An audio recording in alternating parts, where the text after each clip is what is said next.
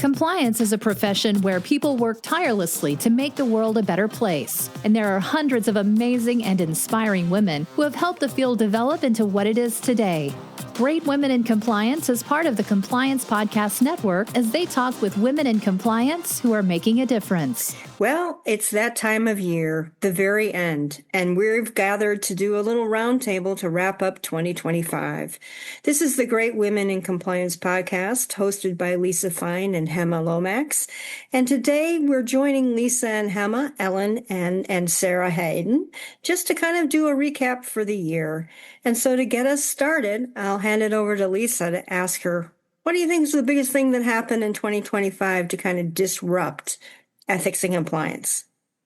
It's just a small question because nothing. If I go for plan B on that, I think obviously a lot of it is what's happened in terms of the current U.S. administration, I think has changed. I think that's basically stating the obvious for anyone who's listening to us all year.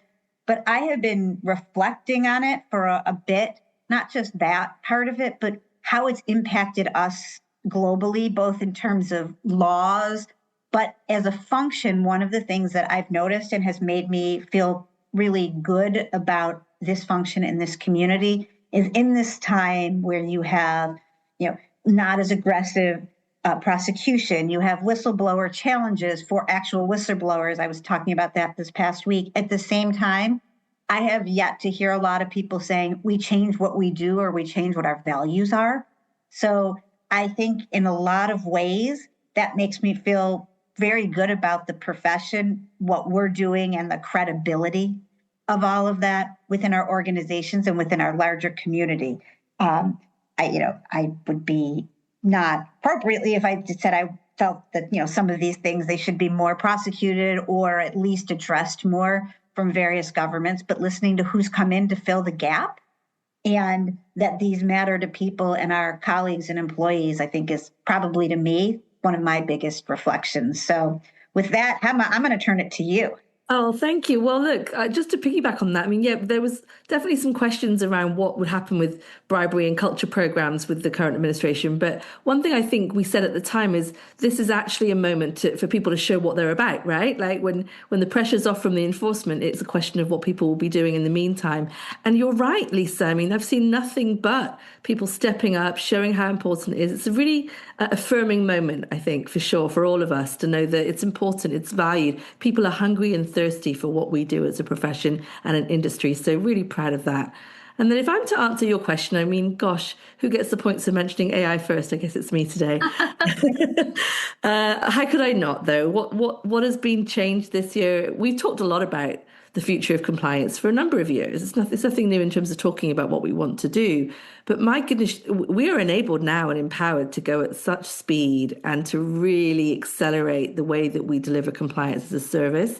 So I'm really excited about that. Just today I was doing some testing with an avatar that we'll be putting, maybe launching. And so just the excitement around this and what's possible and how we are being invited to create the future with our business partners is just very, very heartwarming. And so, yes, the future is bright for us as an industry. And it won't surprise you that the one thing that resonates with me all year is that I don't have to do it alone. I've got you, the three of you, but also this wider community to do it together. How wonderful that we get to do hard things well together. Oh, I love that positivity. You always bring positivity. This group always does. And I'm not trying to be counterpoint and bring any negativity here. I swear I'm not. But what comes to mind for me, being where I sit, compliance adjacent, not a compliance person, what do I note when I'm interacting with our readers, our subscribers, my advertisers, the influencers and the professionals that we work with in the marketplace? And I would say just that we have a different mindset now because there is kind of that feeling that the world is on fire.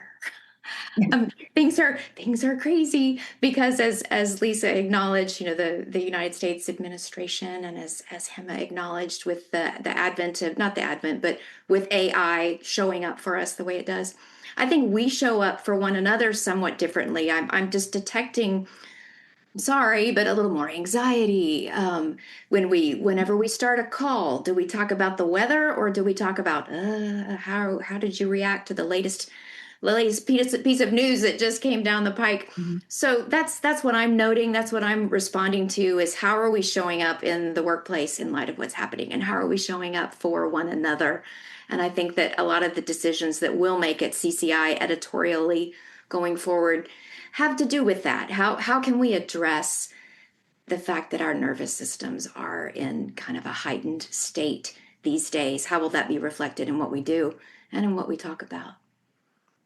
Yeah, I think it's so interesting you raised that, because one of the things I've been really focusing on and studying a bit more is polarities, right? And we have a tendency in ethics and compliance to think of right or wrong. And polarities really require that we have to apply and thinking, right? Polarities have to be managed. They can't be solved. So when you think about yin and yang, inhale, exhale, these are polarities. They exist together. And, we have to be both a partner and a watchdog. Right? We have to simplify things, but we can't oversimplify. We have to think about, being empathetic without being lenient. We have to be proactive while we manage chaos. And we have to think about supporting innovation in the business while we're still protecting the organization. And these things coexist with one another. And I think that is where you if you can think about things as polarities and how you manage them, not have to solve them, you can see yourself through some of this anxiety and some of the pressure and the stress. It could be a path for you to think about how, these things are always going to exist. You're going to have to manage them. So I don't know, Lisa, what are your thoughts?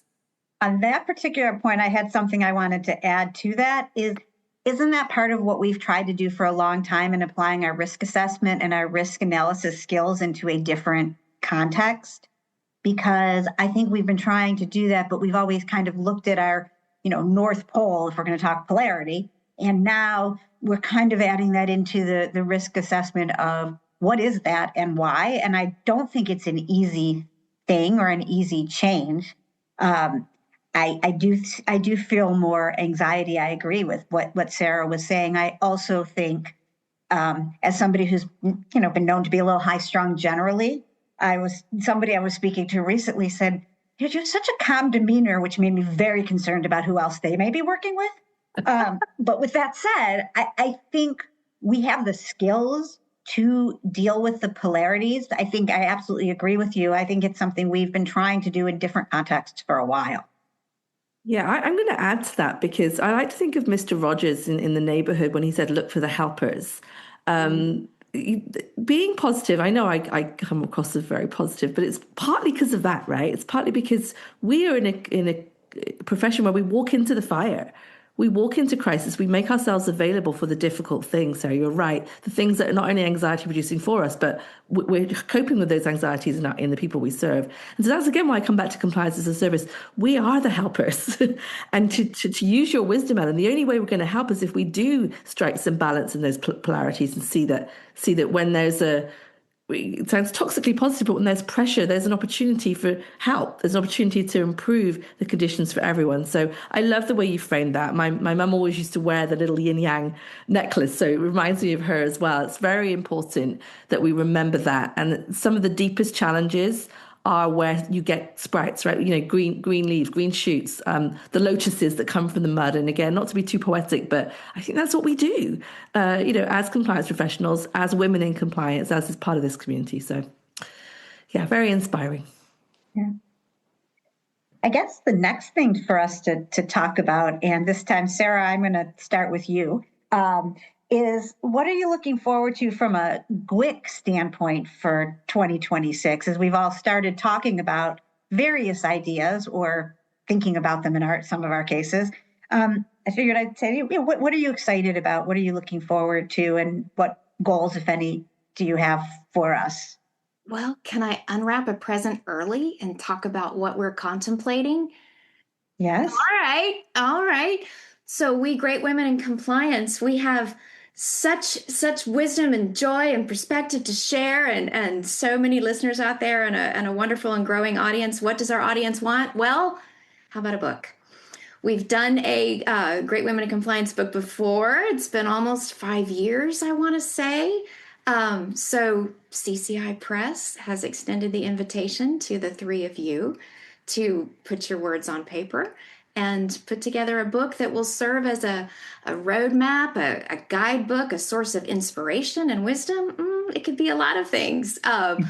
Very, very excited to be at the early stages of helping you shape where that book will go. And then as your publisher, releasing it to the marketplace and seeing what happens. So that's what I'm excited about. I think we're all excited about that too, No especially pressure. Hemma, because you've had a couple of Get books. to work, this year. ladies. Yeah, we hear you. Hemma, but you had an exciting book-related thing as well. And then what are you excited about? Thank you. I did, and it's funny, it is kind of related. So firstly, thank you for the unwrapped present. No pressure, ladies, now. It's out there, it's public.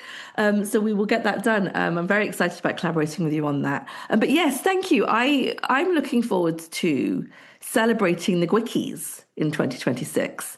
And the reason I mentioned celebration and the reason it's tied to the book launch, so thank you for referencing that, is Ashley Jabrini and I just released books 2 and 3 of a trilogy on the art of culture building. And book 3 is called The Art of Celebration. And so it's very much on my mind. We should, again, back to Hemma being glass half full, glass fillable. We should be celebrating. And I love that call to action, Sarah. I think you're right. There is something very special about celebrating what we've done here together and all the guests we've hosted and everything we've learned. So yes, stay tuned for how we can mark not just the GWICs, Lisa, in 2026, but also a celebration of this community in the book. Love it. Absolutely. And just spoiler alert, the GWICs are currently scheduled to be released on February 4th, right before the Super Bowl. I was hoping we'd be around the Oscars, but you can't have everything. They pushed them back. Rude. Probably because they didn't want to conflict with the GWICs. Yeah,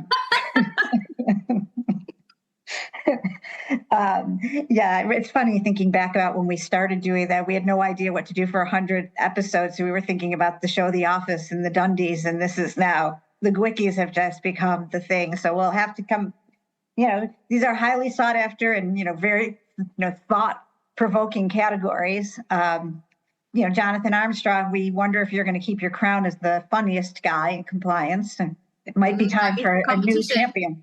Yeah, well, we'll let her know the nominees. I love this end of the year conversation. I'm excited about the GWICs. I'm also excited some other ideas that last week, I barely got to see Sarah, but Hemma and I were also at the ACI conference, which was really, really interesting, as a different sort of crowd, a little bit, mindset. And I learned, because a lot of that was very much, sometimes it was very much the law, so far away from what we're doing day to day. When you're talking about, am I going to self-disclose? It's like, we're just trying to make sure our Hotly is working so we know what these things are too. So, I mean, we're raising all of our traditional day-to-day things. But what I thought about as we talked there a little bit to them is some other ideas of how we can expand our GWIC community in terms of either in-person, meaning virtual or something else, or conversations that can either tag along or do different things. Again, I haven't gotten that far in that process, but just the idea of, just as we talk about all these things that change, constantly evolving in different things we do, our book will be great and fun. And if that can kind of work with that, again, this is something to talk about unwrapping a present. This isn't even a present. This is just an idea that I'm dropping on right now on our, breaking news call. But I think there are a lot of things that we can do to help people, bring people together, because it seems like that is something people really want, and that we've been able to build in this community. So, Alan, your turn. Got anything else for us to do? Yeah, I can see the to-do list for 2026 is already building, but I'm excited about the future. I know that, we're all experiencing, I think, higher levels of stress and anxiety, but I think that brings opportunity. And I think one of the things that I look forward to is us delving a little bit deeper into some of these concepts. Risa, you mentioned risk assessments and what we're doing with them. And I happen to be a believer that we're not doing them well, and we're not utilizing them in the way that we need to, partly because we look at risk as a negative instead of as an opportunity. And so I'm just really looking forward to learning more, growing more, expanding the community, supporting the community, and making really the profession stronger and better as we move forward.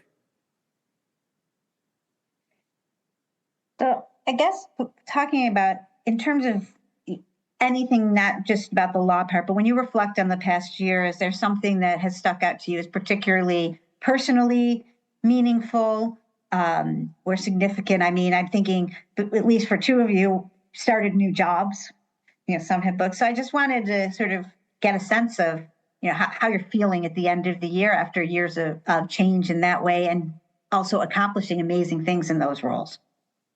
So Ellen, I'll start with you on that.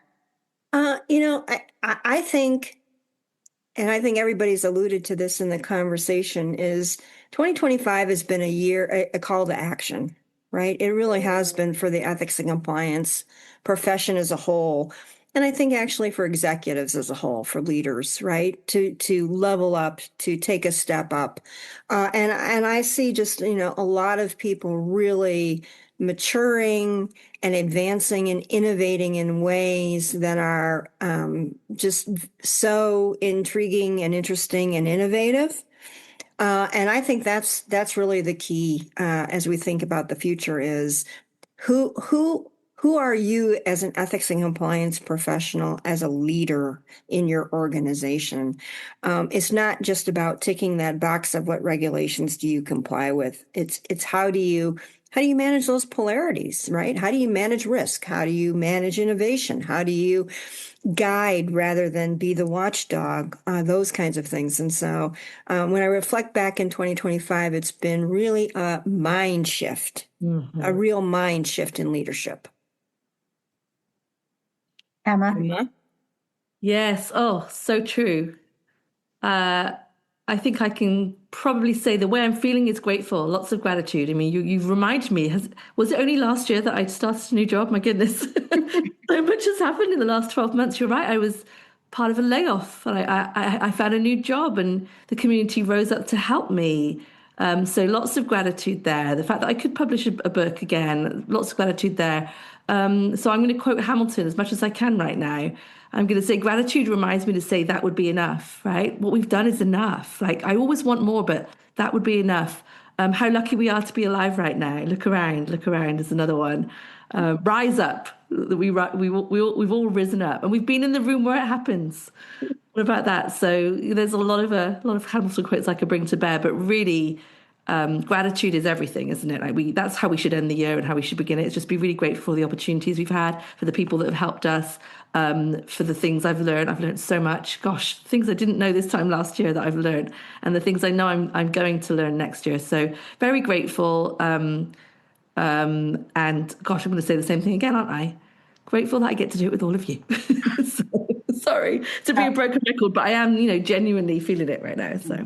And I'll throw in one, and then Sarah, that's giving you a second or two more to think of all the things. To think of something as inspirational to say. I know, okay, I'm gonna go quiet for a minute. Yeah.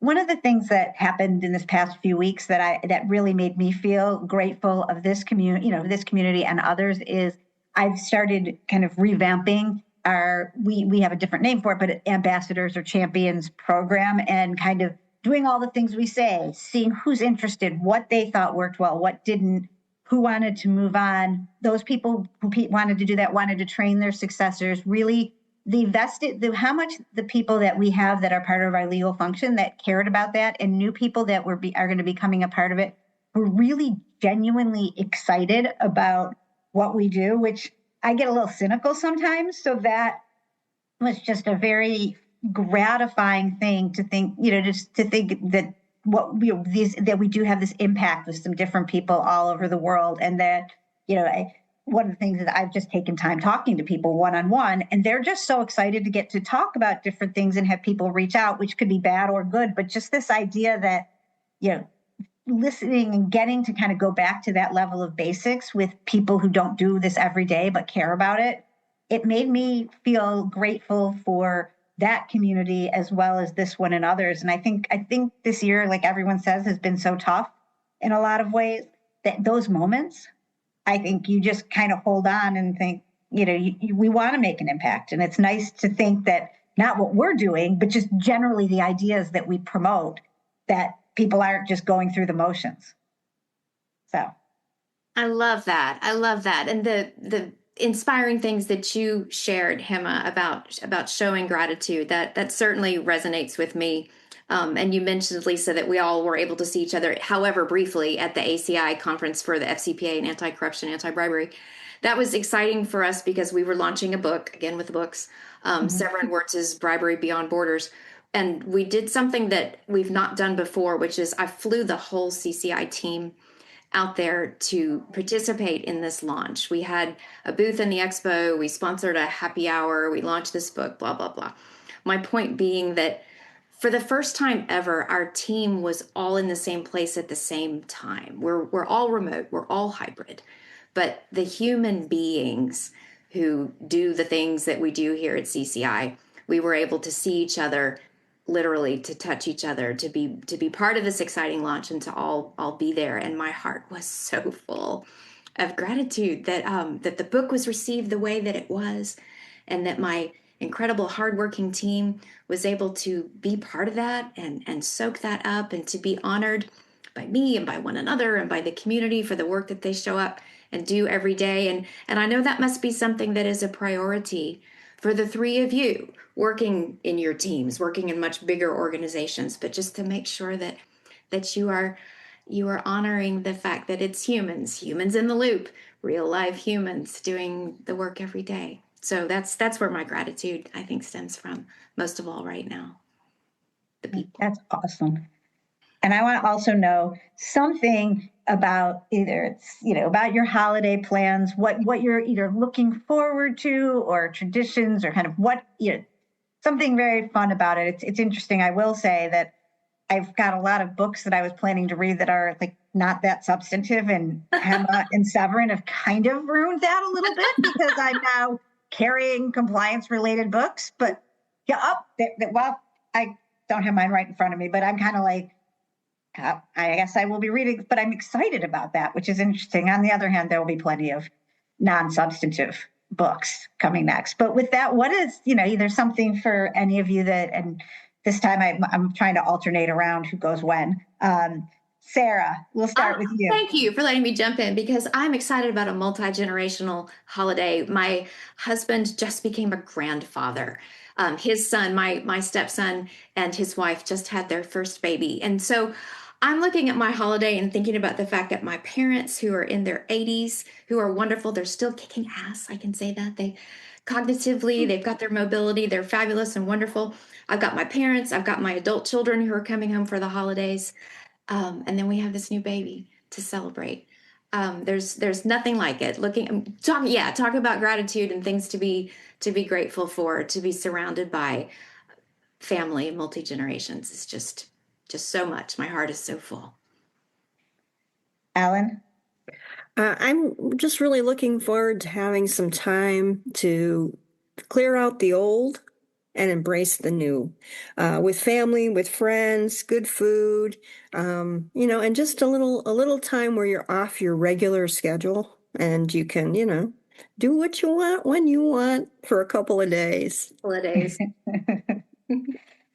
Hemma, you go on ahead. Well, I don't know if mine's going to be inspiring. I didn't even realize how close we were to the holidays until Amazon told me there was 12 shipping days left. I was like, haven't done very much. So quick story. I've spent a lot of the last few weeks traveling a lot. So talking about seeing people in person, I've been to Mexico, Brazil, Austin, Texas, obviously saw you in DC, London, Dublin. I've been so lucky to see so many people in person. And so I kind of wanted to take a break of traveling. Having said that, I was fortunate to be in San Francisco before and after Thanksgiving. So I brought my family out with me to San Francisco for the week. So we stayed there and we discovered Waymo, the self-driving cars. So now what my family wants for Christmas is to go back to San Francisco to be able to have Waymo at their fingertips for another week. So that's what we'll be doing. Boxing Day, the day after Christmas is what we call it in the UK. We'll be flying back to San Francisco to do all the things in San Francisco again, and getting the Waymo. So not very inspiring, but that's what we're going to be doing. And thank goodness, because, you know, that's a good present for them that doesn't have to be wrapped and put under the tree. So yes, thank you to the brilliant engineers at Google, I guess. Is it Google? I think it's Google that created the thing that I candidly used to dream about when I was a child. I always had nightmares that I was in a car that was driving itself and I was stuck in the back. Oh, Apparently my nightmare has now become the dream of my family. So here we are. lean into the fear. All right. I guess. Yeah, I mean, I'm very proud of all of you.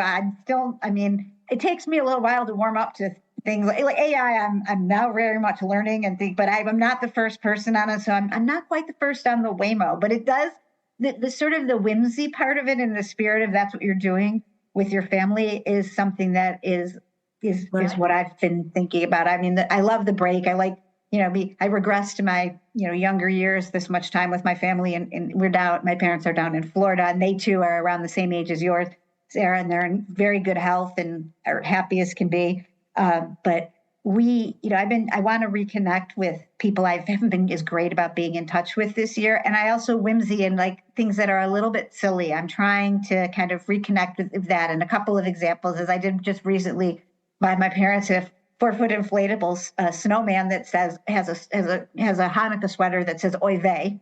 So that's in the front of their house now. It just sort of showed up one day for them. They're like, what is this? And that was fun. Or I went to see the zoo lights here, or just the Christmas markets, but just to be in try to be in the moment, as opposed to, as I've talked about, the past and the future in this, to try to take advantage of those moments, because, even though my parents aren't great, none of us get younger every day. So I want to enjoy those times. Mm-hmm.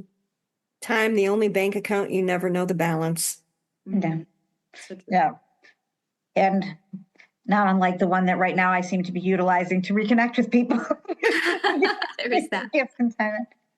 So I know we wanted to just get this short little, conversation amongst all of us. And also, hopefully, everyone else is starting to, ramp down a little bit and having some fun with the holidays and with us. And I think we really also wanted to do something like this as a thank you, because we all talk about us, loving, working together and working with this greater community. But you, as this community, is an extended friend group, leading the podcast, suggesting it, interacting with us. And it means so much that we want you to know that, and to thank you all for another great year of GWIC, and to, basically toast you all for 2026. And we will be seeing you in January. So thanks, everyone. Happy holidays. Happy holidays. Thanks for joining us for this episode of Great Women in Compliance. We hope you'll join us in honoring the great women in the compliance field by subscribing to this podcast and leaving a review.